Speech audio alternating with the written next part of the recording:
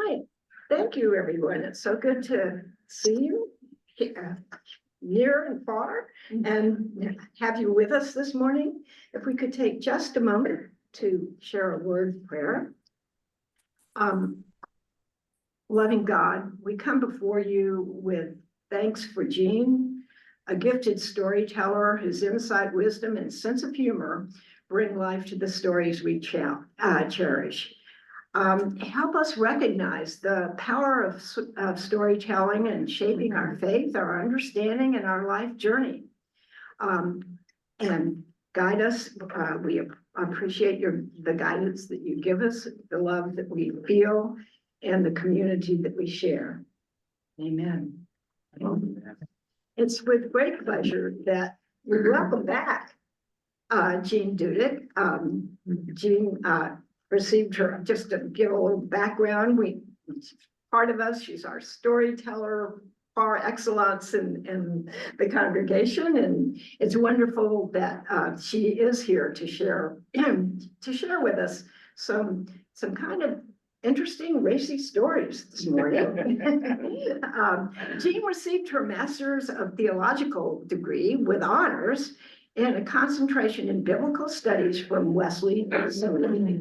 Her first book, The Set of Bright Light, is a great seller. It's won awards, a lot of attention, and in many audiences, and it's very exciting. This came out last spring, and Jean is a biblical storyteller. She tells stories by heart in academic and religious context, including here, Bradley Hills. She's a member of the Network of Biblical Storytellers International, and she's a founding member of Voices of the Heart, a Maryland-based biblical storytelling group. In addition to writing and telling stories, Jean grades student papers.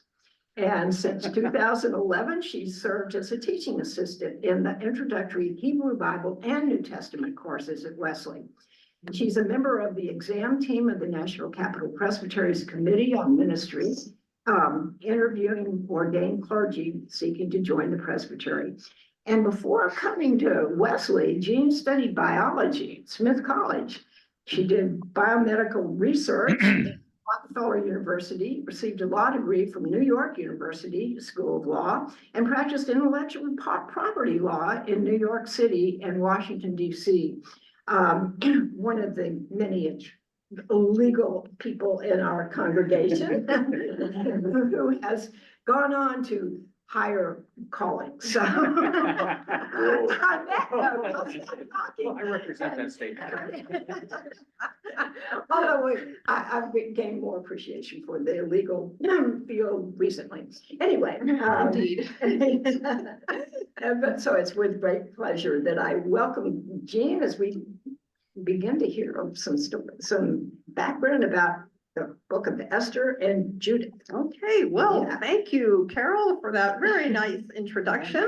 And I thank you all for coming, both in person and on Zoom.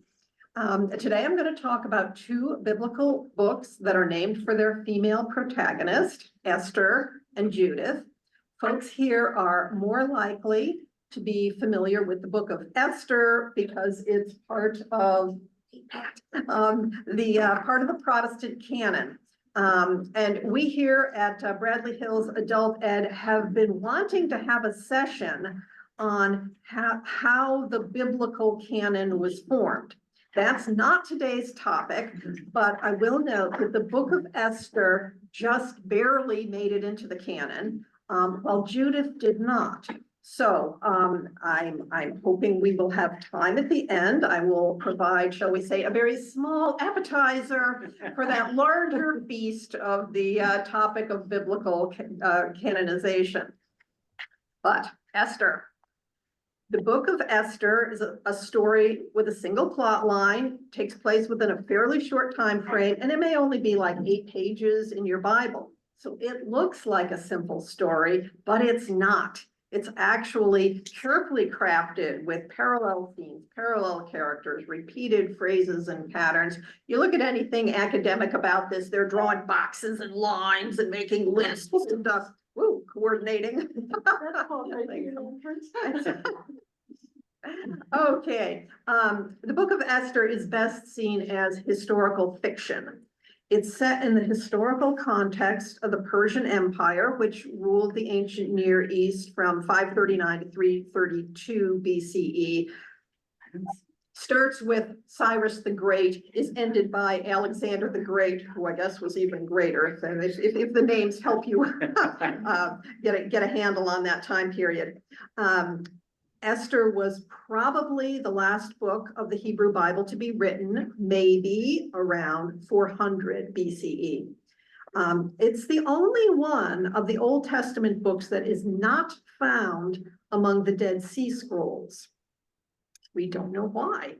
And those Dead Sea Scrolls were written in the 1st century BCE. The book of Esther explains and promotes the Feast of Purim, which is the festival it's associated with. I'm going to take a moment and talk about how Purim is celebrated. This is a fun Jewish holiday. Unfortunately, we've just missed it. It was March 13th to 14th. Reading the book of Esther out loud in the synagogue is part of the religious ceremony. It's traditional to use a noisemaker, namely a ratchet like this, called a grogger. When Haman's name is read, he's the bad guy, so this is to blot out his name. Costumes and masks are common in Purim celebrations. This book about Esther shows a mask there over the Hebrew text, thus disguising one's identity. Hold on to that thought. There is a rabbinic tradition, this isn't a requirement, tradition that says one should drink so much wine that one can no longer tell the difference between the phrase, "Blessed be Mordecai," who is one of the Jewish protagonists, and "Cursed be Haman," who is the anti-Jewish villain of the story. Everyone may not be familiar with the story, so I'm going to summarize the plot and the main characters. The story is set in Persia, where the Jewish community is in exile. Now, the Babylonians took the Judeans into exile in Babylon starting in 587 BCE. Later on, the Babylonian Empire fell to the Persian Empire in 539 BCE. So that's historically correct background for why these Jews are in Persia. But the book as a whole is not meant to be historically accurate. The basic plot of the book is that the Jews are saved from annihilation, and there's no evidence outside the Bible for a threat like that. The story begins with the king of Persia, Ahasuerus, holding a 180-day-long drinking party. The word usually appears, obviously their government was running very, very well, that all the ministers from the entire empire could be spending their time like that. Okay, the word usually appears in the Bibles as a feast or banquet, but the word in Hebrew is based on the word to drink. And other than the decor at one event, all the details have to do with drinking. So I'm pretty much referring to them as drinking parties. So that 180-day long one is followed by another 7-day drinking party. Ahasuerus is typically identified as the Persian king Xerxes I, who reigned in the 400s BCE, but that doesn't mean the story is about the historical king Xerxes. Ahasuerus is basically an idiot. This story uses the stock character of the foolish ruler. He has a short temper. He seems to have few ideas of his own, and he accepts pretty much every proposal anybody gives him. And he's rather careless about giving away his power of making laws. One scholar has described him as a drunken, pleasure-seeking, highly impressionable king, and better yet, as a black hole at the center of the concentric rings of public power. So our king summons his wife, Queen Vashti, to appear at the all-male drinking party she's holding a concurrent party for the women. He summons her so that his male guests can admire her beauty. She refuses. He becomes enraged and he asks an advisor, Memucan, what to do. Memucan proposes that a royal order be issued that women should honor their husbands. There's an absurd level of panic in his speech about this, how it's gonna like destroy the whole empire if this doesn't happen. And he advises that Vashti should be kicked out and replaced with a new queen. The decree is issued and the normal order is restored. If you read the story, watch for that pattern throughout the story. After he calms down, Ahasuerus remembers Vashti. His advisors suggest he gather all the beautiful young women of the empire and choose the one who pleases him best to replace Vashti. One commentator says, this is a sex contest.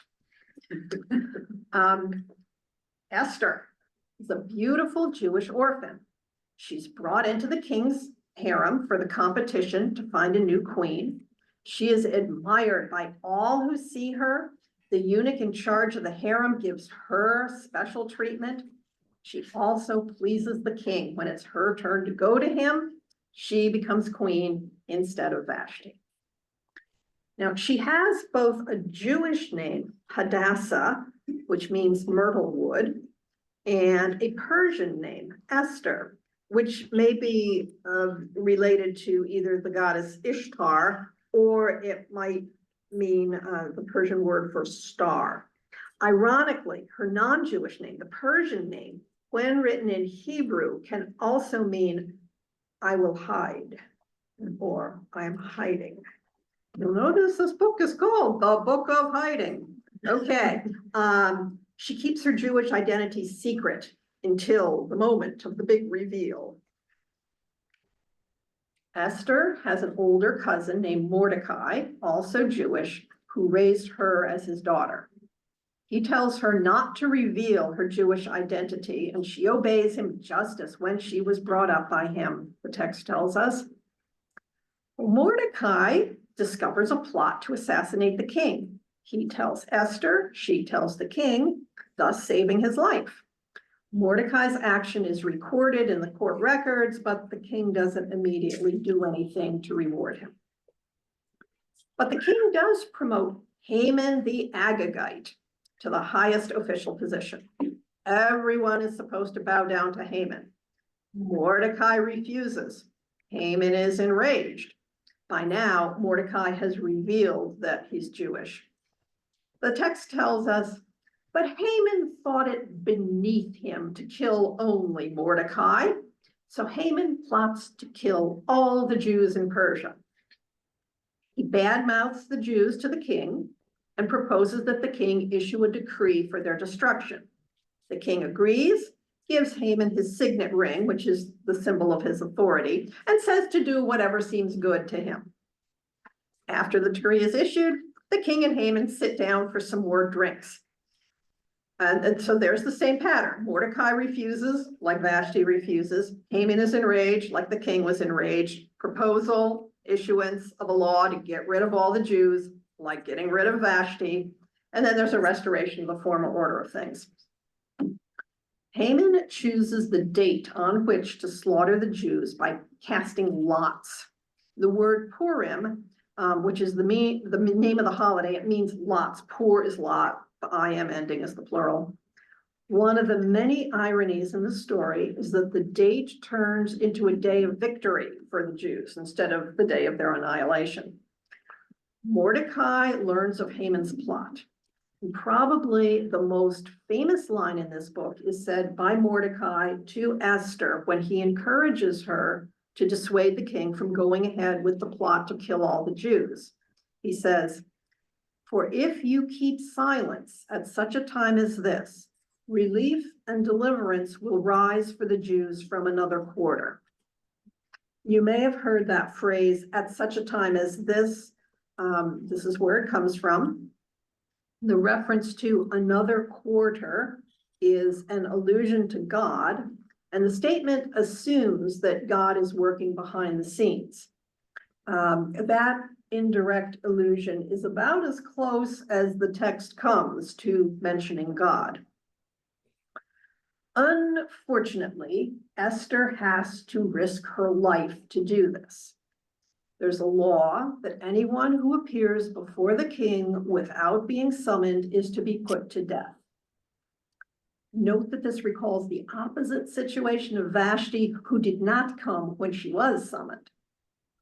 Fortunately, when the king sees Esther, she wins his favor, and that may be God working behind the scenes again. And he extends his scepter to her, and she's allowed to speak.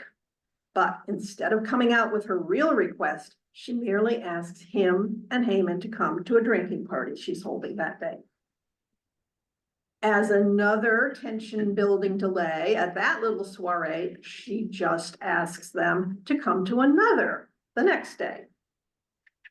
But as it happens, that night the king can't sleep.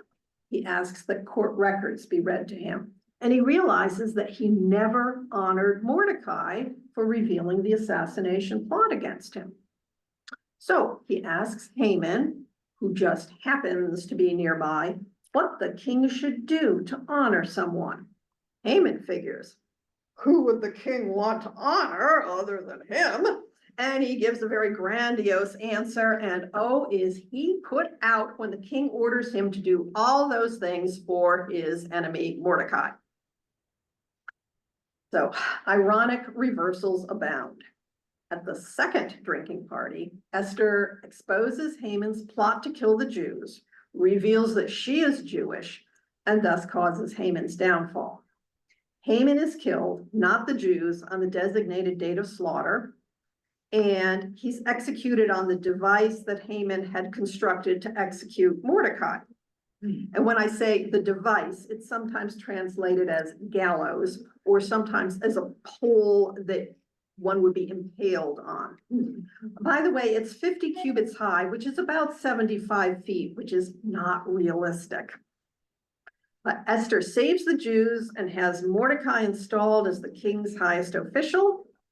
And the closing verse of the book is, for Mordecai the Jew was next in rank to King Ahasuerus, and he was powerful among the Jews and popular with his many kindred, for he sought the good of his people and interceded for the welfare of all his descendants. Yay. Okay, so let's take a look at some theological reflections on the story. First, the Book of Hiding. The whole title is The Book of Hiding, Gender, Ethnicity, Annihilation, and Esther. It's by Timothy K. Beale. He's a professor of religion at Case Western University.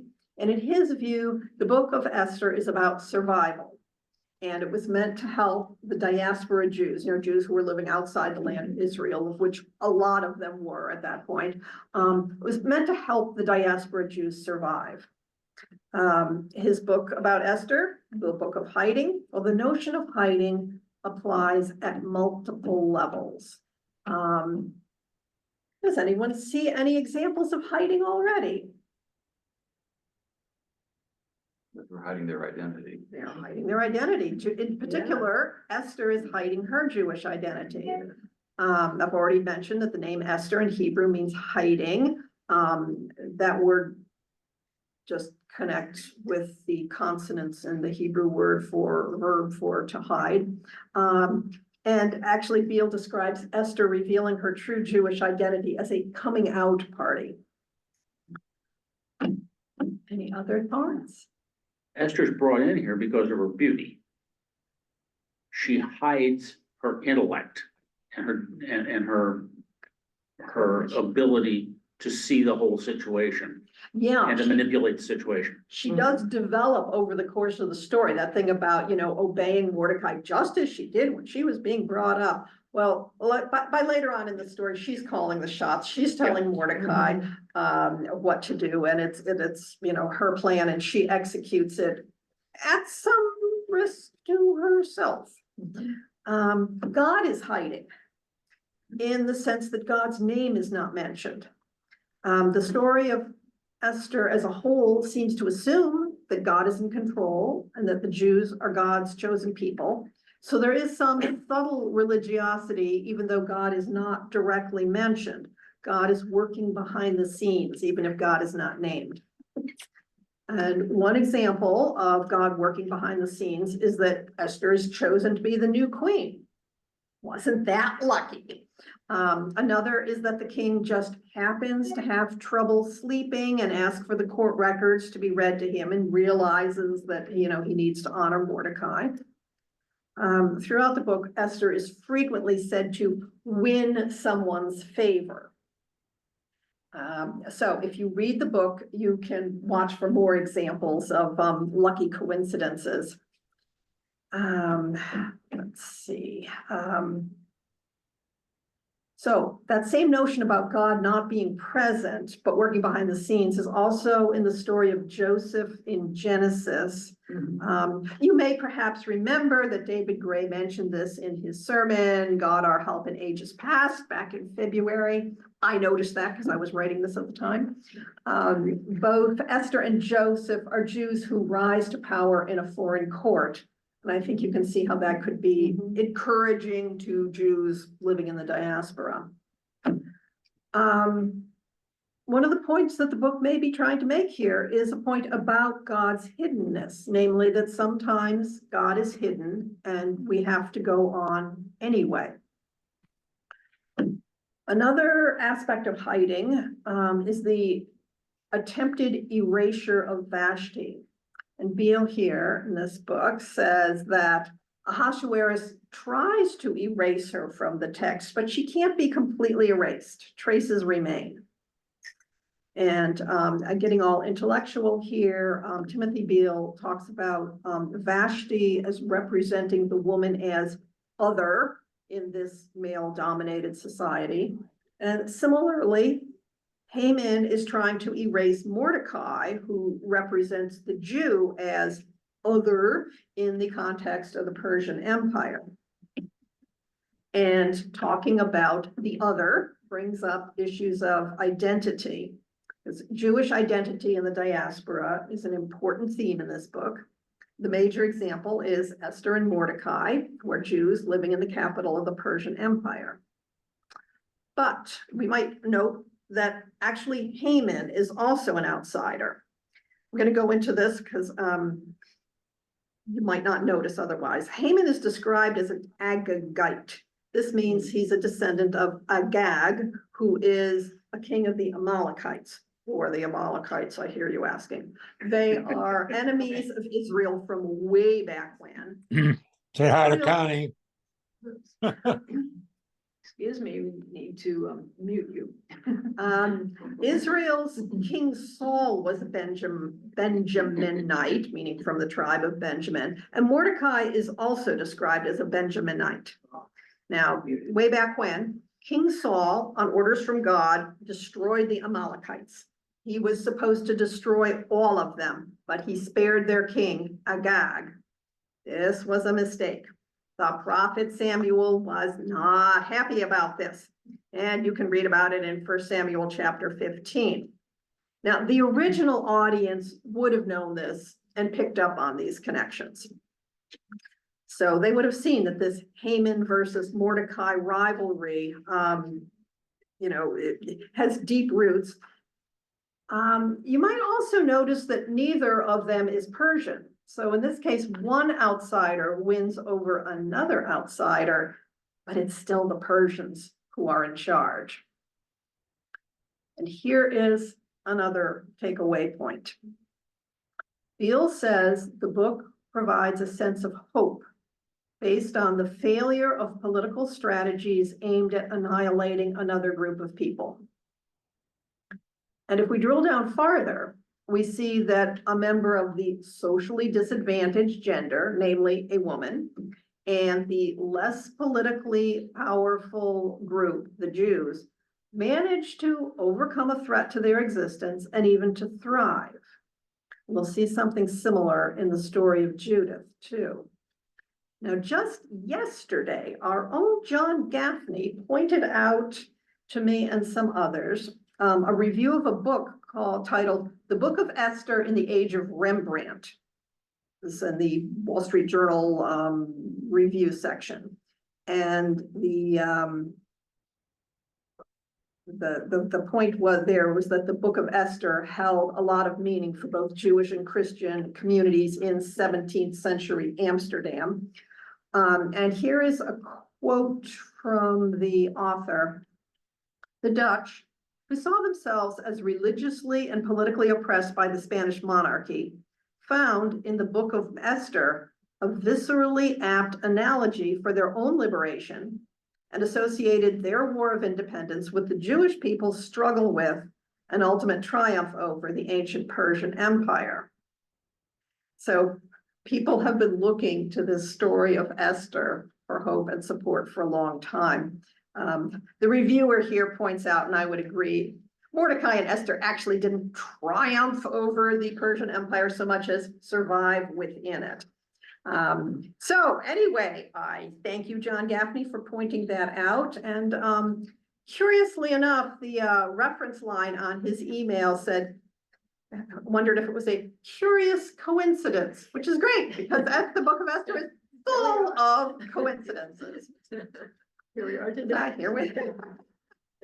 Okay, another scholar, Catherine Dube-Sackenfeld, who was formerly a professor of Old Testament literature and exegesis at Princeton Theological Seminary, has a book. It's called Just Wives, ? Stories of Power and Survival in the Old Testament Today. It's based on Bible studies she's done with women around the world. And in her chapter about Vashti and Esther, she identifies two models of resistance against oppression. One is the Vashti way. She engaged in direct and personal refusal, which led to her being kicked out. The other is the Esther way. She worked within the system, making changes from inside as a strategy for saving herself and others. Sackenfeld says that regarding these two choices, you can't claim one way is always better than the other. You need to consider the situation and choose. And looking at the bigger picture, here's a quote from her. As we seek to promote justice, mercy, and peace, we must not think that tactics do not matter. At the same time, we must not become bogged down in infighting about the best way to challenge the rulers and powers of the world. Over the long haul, a variety of approaches to challenging the status quo will be needed. And, you know, it seems to me that having to make that choice about, you know, the Vashti way of resisting and getting, you know, or working within the system, that's something lots of people have to encounter in their lives in many different contexts. So, okay, that's it for Esther. I can take some questions on Esther now, but I will tell you that we get around to the canonization, we do loop back to some other things about Esther. Is there anything anyone wants to bring up now? A quick question on nomenclature. You said that Esther's Jewish name was Hadassah. Yes, Is that the origin of the Jewish I Women's believe Society? so, yes. Yeah, I think it is, yeah.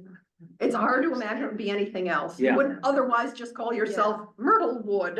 Right. So, yeah. So as far as women in either the Hebrew or the New Testament are concerned, you know, to have an actual book named for you, and yes, there aren't that many. So this is what you brought out now.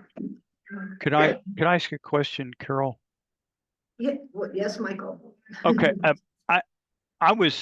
it was interesting. To me, it's like there's two different lines of authority here. One of them is the Jews have got to be pure. They can't compromise. They have a problem when they compromise. They need to be pure, if you will. And then there's this other line of authority, which is the sort of Joseph and Esther line of authority, which is that you may need to work within the system. And I it seems to me that there's those two things competing in a lot of these books. So that was just an observation. May be wrong, but it's just a thought. You're right, and it also has to do with something like who's in charge. I mean, if it's Jews living in Israel under a Jewish king, well, that's one thing. Whereas if you're, in the diaspora, living in someone else's country, maybe you gotta fit in. You might also note that apparently you can't tell someone's Jewish. I mean, nobody seems to know, Esther is able to keep her Jewish identity secret until she chooses to reveal it. And with Mordecai, he chose to reveal it, to some people. So yeah, having to get along in a society where your group is not in charge is, definitely a theme throughout some of these. The book of Daniel also has Daniel and his pals succeeding in a foreign court. Shall we move on to Judith? Yes. Judith, probably don't know so much about her. Well, I'll tell you, she's beautiful. She's violent. She's chaste. She's seductive. She's brave. She prays a lot. She lies a lot. There are a lot of Judiths here because she shows many contrasting characteristics. And here's the key thing. How she is interpreted may say more about the interpreter than about the subject. So let's have a look at 4 different views of Judith as interpreted by artists. All right. So. Okay, let's see the first one there.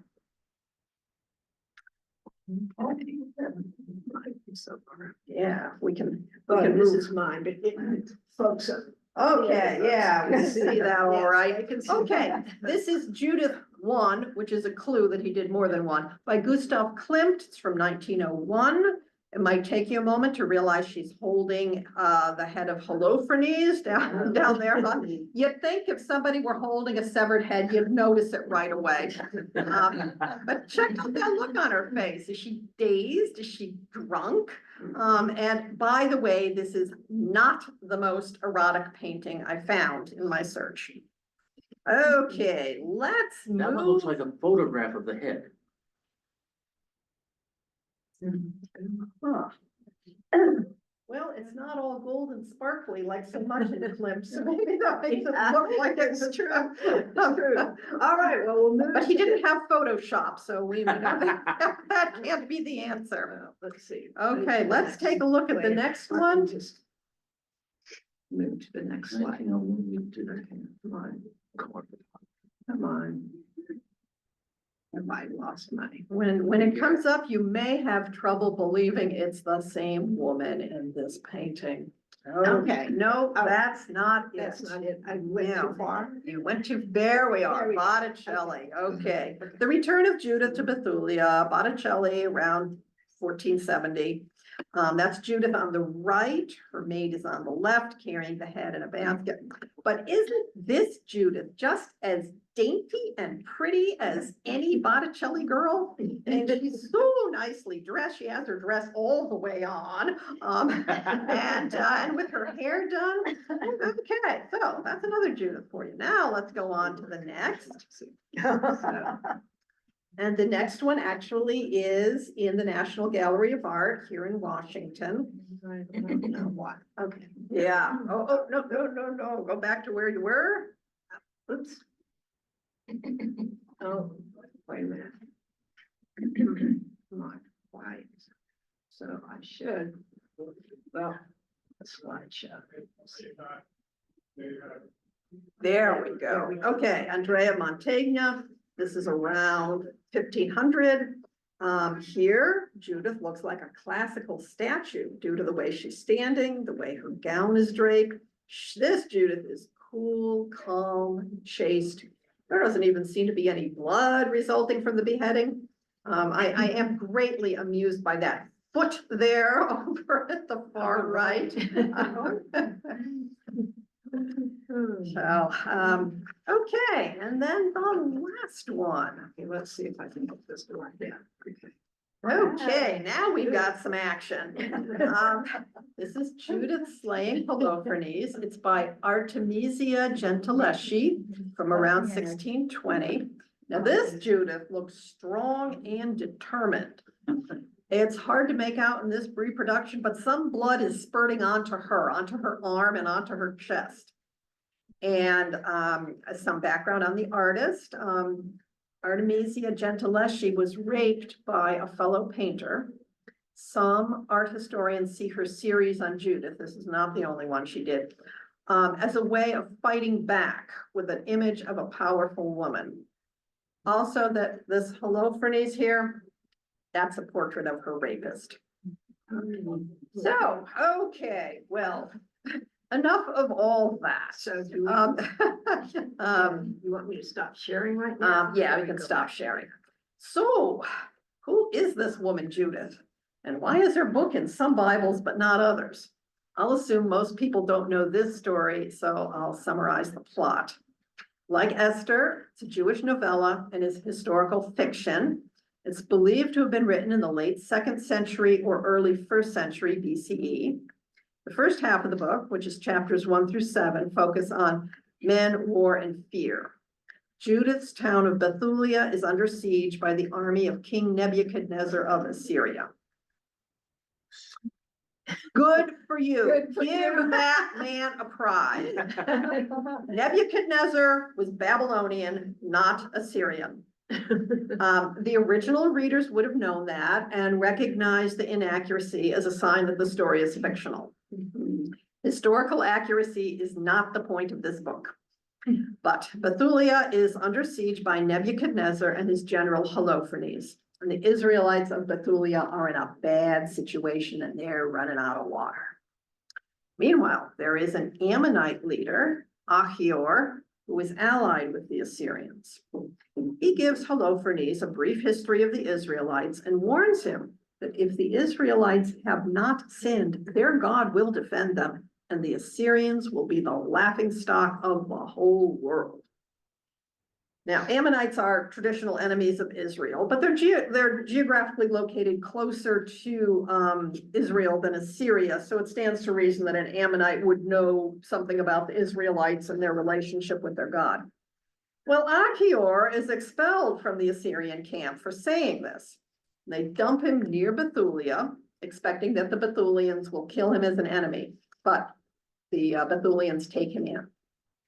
And around this time, in response to Achior's warning about the Israelite God, Holofernes asks a telling question. He says, "What God is there except Nebuchadnezzar?"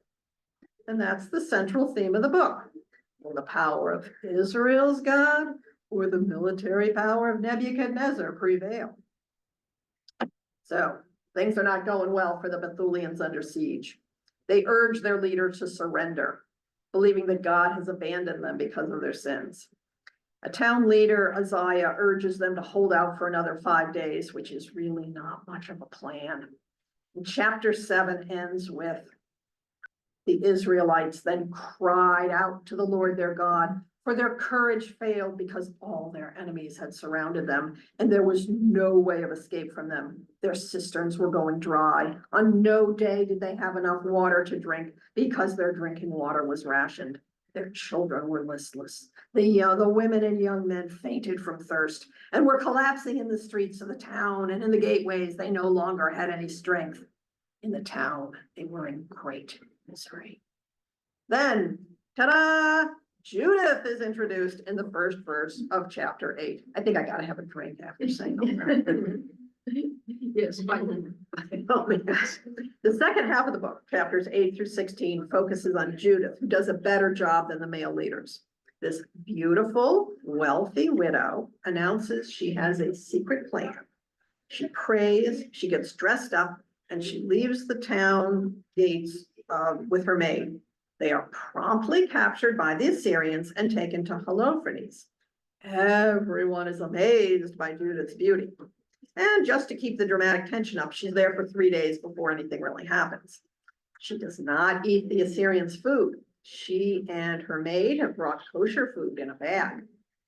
On the fourth day, Holofernes has his servant go and persuade Judith to eat and drink with him. He says, for it would be a disgrace if we let such a woman go without being intimate with her.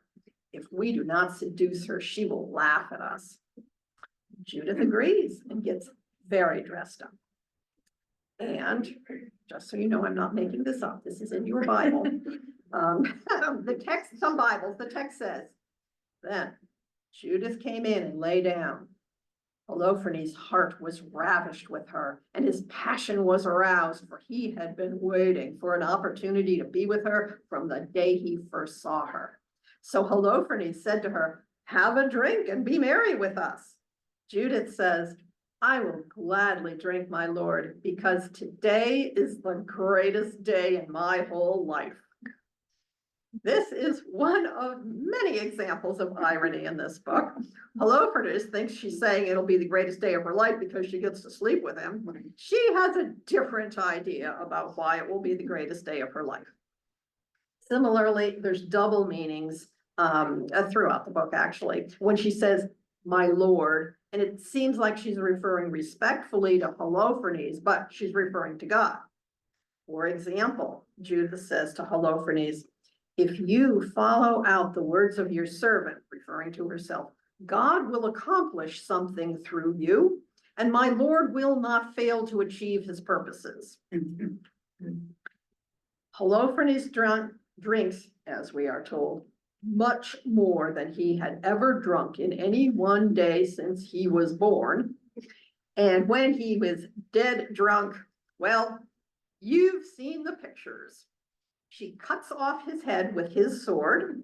She gives it to her maid, who puts it in the food bag, even though human heads, I suppose, are not kosher food, and they leave. Everyone is used to seeing them carry their food bag around. Everyone is used to them going outside of the camp to pray. She returns to the Bethulians and shows them the head. Achior faints. When he comes to, he converts to Judaism. The Assyrian army panics when they discover that the general's head is missing. Judith gives instructions for driving out the Assyrians. The Israelites plunder the Assyrian camp, who give Holofernes' tent and belongings to Judith. Judith leads them in song and dance, praising God. They go to Jerusalem, and Judith dedicates the possessions of Holofernes to God in the temple. And then she returns to her life of seclusion as a widow, and she does not remarry. As you have noticed, this story contains many reversals, double meanings, and irony. These reversals set the stage for the notion of Judith challenging sex stereotypes and the roles of women in society. So let's think for a moment about Judith as a heroine and as a role model. Clearly, she's the heroine of the story, but what kind of a heroine? She can be seen as a liar and a temptress. Some condemn her because she uses her wealth and beauty to seduce Holofernes. But on the other hand, she does it for the purpose of saving her people. One could interpret her getting dressed up and beautifying herself as being like putting on armor. And we can consider the question, is killing acceptable if it's done for the right God? We might think about Elijah and the prophets of Baal and the big showdown on Mount Carmel. But let's discuss that some other time. But it's something to think about. There is violence in this story. There is a difference of opinion among interpreters as to whether or not we can embrace Judith as a role model for women. Some affirm her because she is willing to do things that men are not willing to do. For example, she and her female servant leave the safety of the city walls. On the other hand, some do not see her as an appropriate role model for women because she dolls herself up to seduce.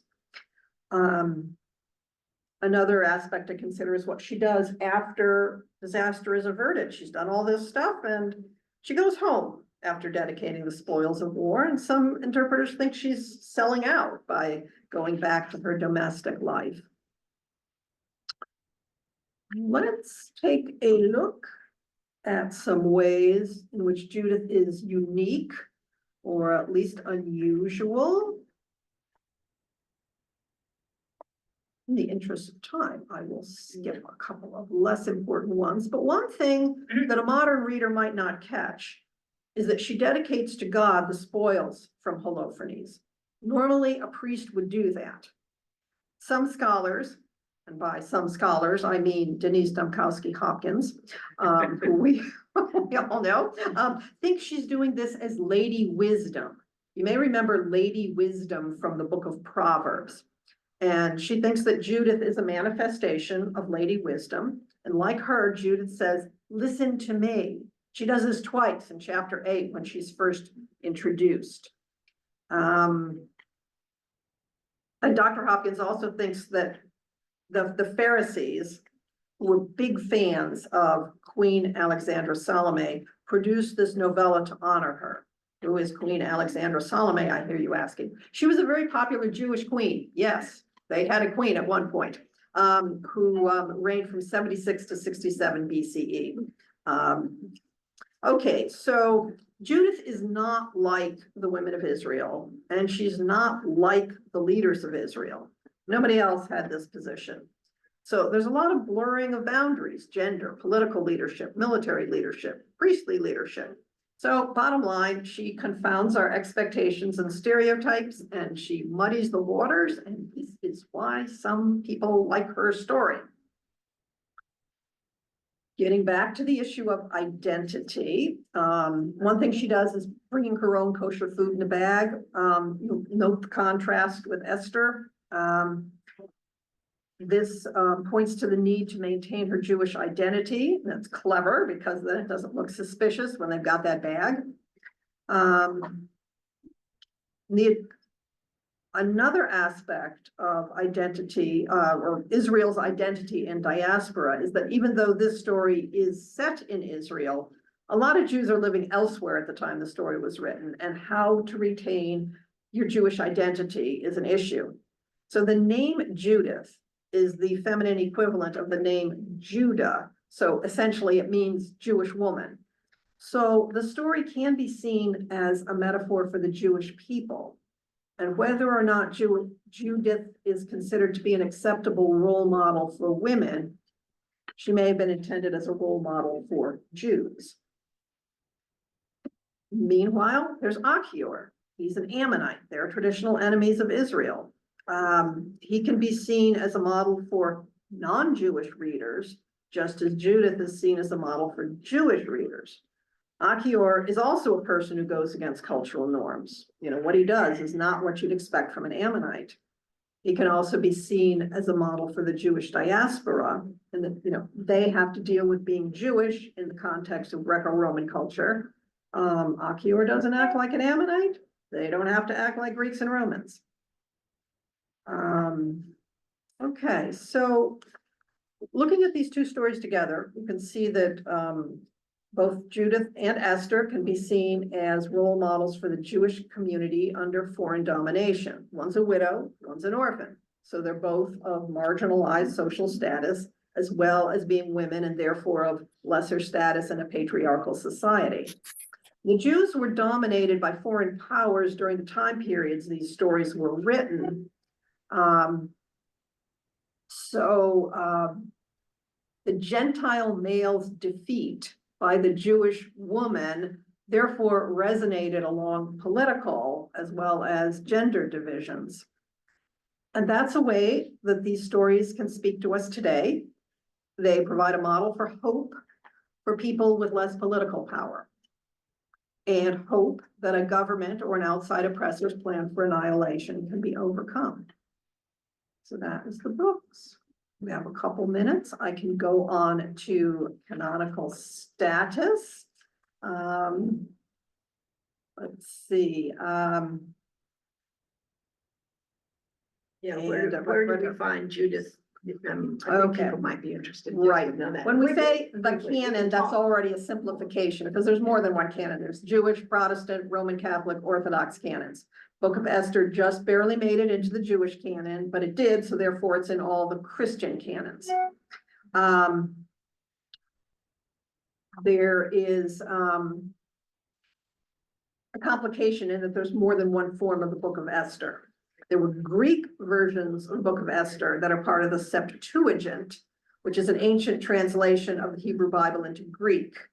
The Roman Catholic canon has the Hebrew Book of Esther, but puts the additional material from the Septuagint at the end of the Hebrew version, and those, it's 6 blocks of text. Those are called the Greek additions to Esther.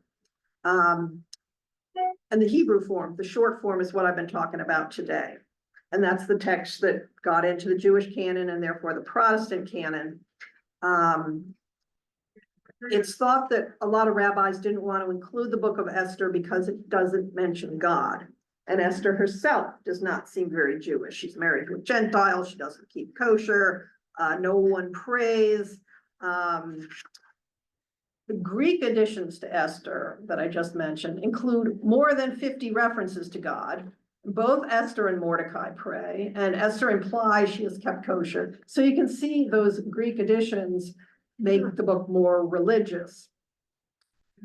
And it's thought that a major reason for Esther being included in the Jewish canon is essentially the popularity of the holiday of Purim. And it's, let's face it, it's an appealing story. So apparently that was enough to overcome the fact that Purim is a holiday not instituted by Moses. Now, the book of Judith is not in the Jewish canon, and therefore it's not in the Protestant canon, which has the same content as the Jewish canon. Roman Catholic and Orthodox Christians include Judith in what they call the Deuterocanon, meaning second canon. Protestants include Judith in what we call the Apocrypha. Your Bible, like this one here, Westminster Study Bible with the Deuterocanonical and Apocryphal books. So some Bibles will have, you may have a separate section called Apocrypha and or Deuterocanon between the Old and New Testaments. Some do, some don't. Let's see, various reasons Judith might not have been included in the Jewish canon are that its language, even though most scholars think it was written in Hebrew and then translated into Greek. At the time the Jewish canon was being formed, the Hebrew original might not have existed anymore, and they only included Hebrew or Aramaic books in the Jewish canon. Date may have been written too late to be included in the canon. Another possibility is that it may not have been considered to be in accordance with Jewish religious law, like namely being too inclusive, with Achior converting to Judaism. Deuteronomy 23:3 says, no Ammonite or Moabite shall come into the assembly of the Lord, even to the 10th generation. None of their descendants shall come into the assembly of the Lord forever. So, Ammonites. Another reason, it contains obvious historical errors. We mentioned about Nebuchadnezzar being Babylonian. And also Bethulia is in Samaria.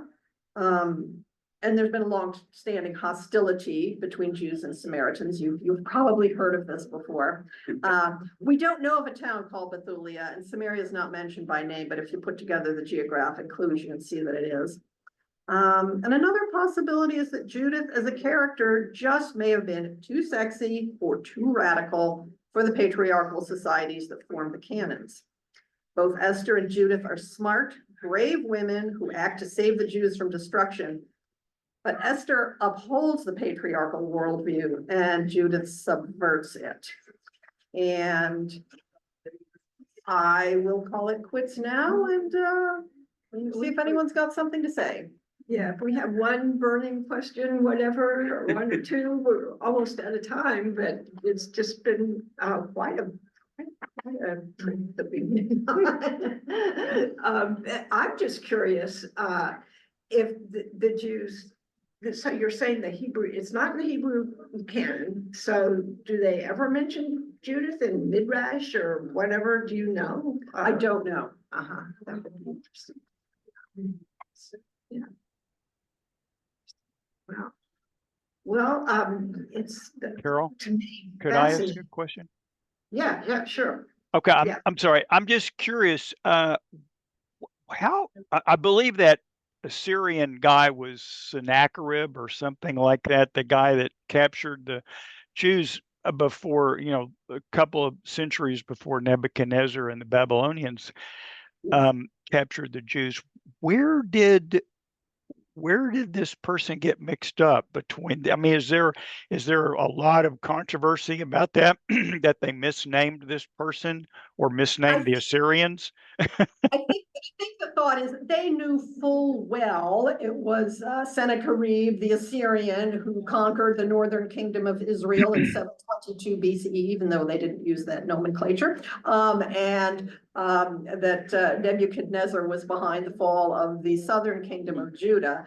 And that it was a clue to the reader, because the reader also would have known this, that it was just a clue to the reader, we're not being historically accurate here. We are just telling you a story. Oh, okay. Yeah. I guess the plight of the Jews goes on, and here we are today. So, and the role of different folks and how the world embraces or doesn't, we're dealing with quite presently. So I can't thank you enough. It was very interesting. I don't, something that I doubt that a lot of people knew about these women and the role they played. So Just got a comment up from brought that to Diane. life. Is there another hand up? Just got a comment from Diane. Oh, Diane. Yeah, hi. I just wanted to say, I think listening to Judith's stories, it really challenged the expected role of women.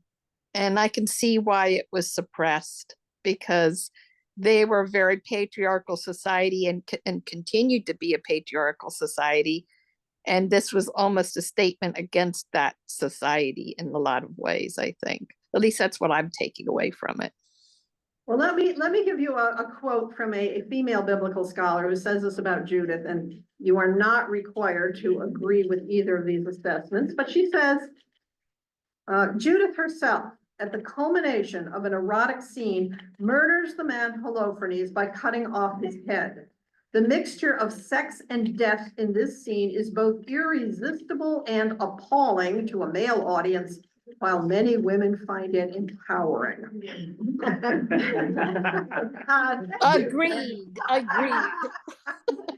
Thank you, Diane. Diane will have more wisdom to share next Sunday and the following Sunday as we look at short stories by Jesus, the enigmatic parables of a controversial rabbi. But this is a book by Amy Jo Levine on the parables of Christ. And Diane will be using a video presentation and a discussion of these parables that are presented by the world-renowned New Testament scholar, Dr. Amy Jo Levine, as she discusses both the Jewish tradition of short stories as a teaching tool with an emphasis on the provocative and disturbing nature of Jesus's parables. Next Sunday, we'll be looking at Luke 15, the parables of the lost coin, the lost sheep, and the prodigal son. So more stories in our future as we approach Lent. But thank you so much, and we look forward to seeing you all again, and join us for more stories. Bye, guys.